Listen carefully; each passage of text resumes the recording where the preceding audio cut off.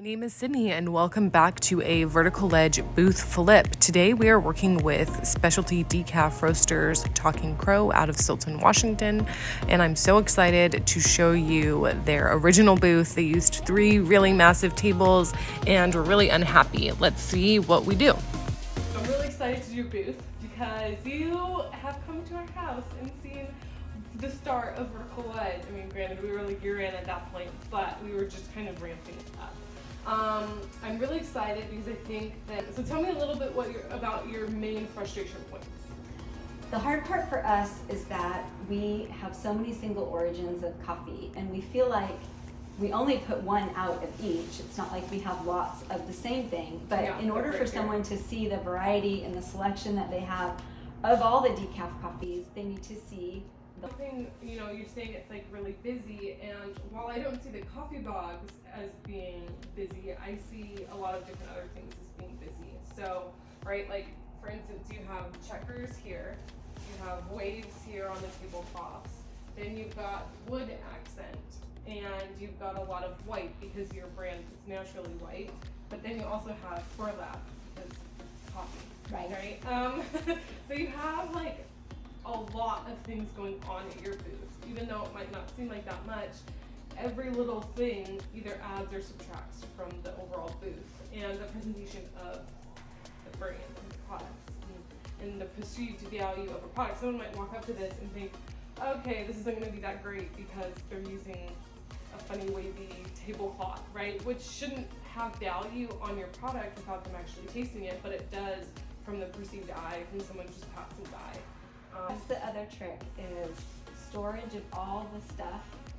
And what's nice about having the bins under the table is that as the market comes to a close, you can start breaking down slow by slow, and your bins are right there. So that's the one thing I need you to help me figure out. Yeah. And then that unsightly wash station, which we're required to have if we serve coffee, and we do. So.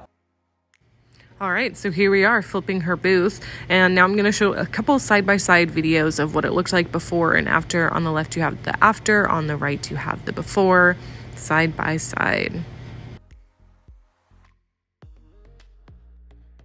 This is your 10-foot booth. Right. So you've got enough room for people to feel like they're kind of in the booth a little bit, but not all the way in the booth. And then you've got a lot of space back here, and you could even cover this with burlap. Oh. Don't have too much on it, right? Like if it's one of these, try to get one that's faded, so it's not it's not like calling attention to it. But you could put burlap back here. Okay. Even if you had your banner, right? And you put your banner instead of like at the very back of the tent booth, put it up a foot, and then break is up. The way that you have it set up makes it feel, I like that I'm inviting them into our booth. That feels friendly instead of like stand out here. And I think this is inviting. It makes them think, oh, I can try before I buy. That you did. You hid that ugly jug right here, and nobody can see it, but I won't get in trouble from the health department. So I love that that's all contained. So, and you had a great idea about just covering that with It's like we have a couple extra inches. You kind of angle this one and this one straight instead of angled. Right. And it's because it feels more cramped. It does. You're right. It totally does. Just that small weird thing. So, I wouldn't have either, and then I tried it and I was like, oh, this isn't gonna work. Yeah. Yeah. So that's why I always am like just straighter.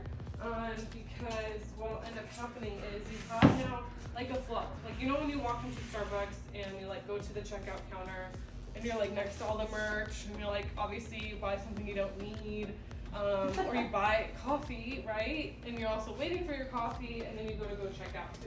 You kind of got this like, oh, I see that cool stuff over there.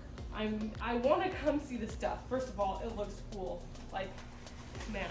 So I'm gonna naturally gravitate towards it, and then I'm in your booth without even realizing that I'm in your booth. And so I think that that's the key. And I feel like, and it's compelling. You're like, oh, what's that little cute cart with that modern looking stuff? Like it just looks cool. It looks inviting. And then plenty of space. Like you have a lot of space back here, you know? Yeah. It doesn't necessarily feel like you're crowded. And I think that that's where it was. Those tables, right? They take up 2 Like feet, 2 ton feet, of 2 room. feet. And they're heavy. They're, you know, it's hard for me when I'm by myself to set them up.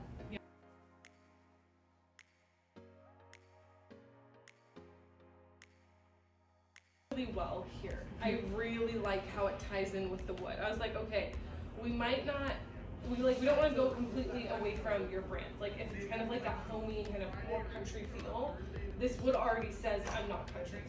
Right? And so bringing the burlap in, I was like, oh, I was kind of like hesitant. And then I was like, you know what, I think it's gonna look great with the wood. It complements each other very well. It almost like it's brings not, it in. when it's not like it's burlap bows or burlap, you know, it's not that. Yeah, this you is know. very specific to coffee. Right. And people know that. And then I think too, like there's just all this space under here, which I'm super stoked about. I mean, you could put so many bags of coffee. You could put like 4.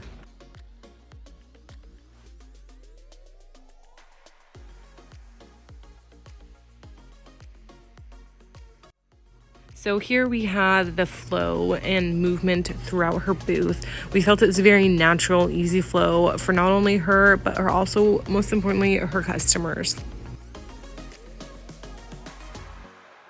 Wanted to throw in a few extra behind the scenes photos of her interacting with her booth. Carol was absolutely in love, and I'm so excited to come see them at the Stoughton Farmers Market that's starting on May 7th.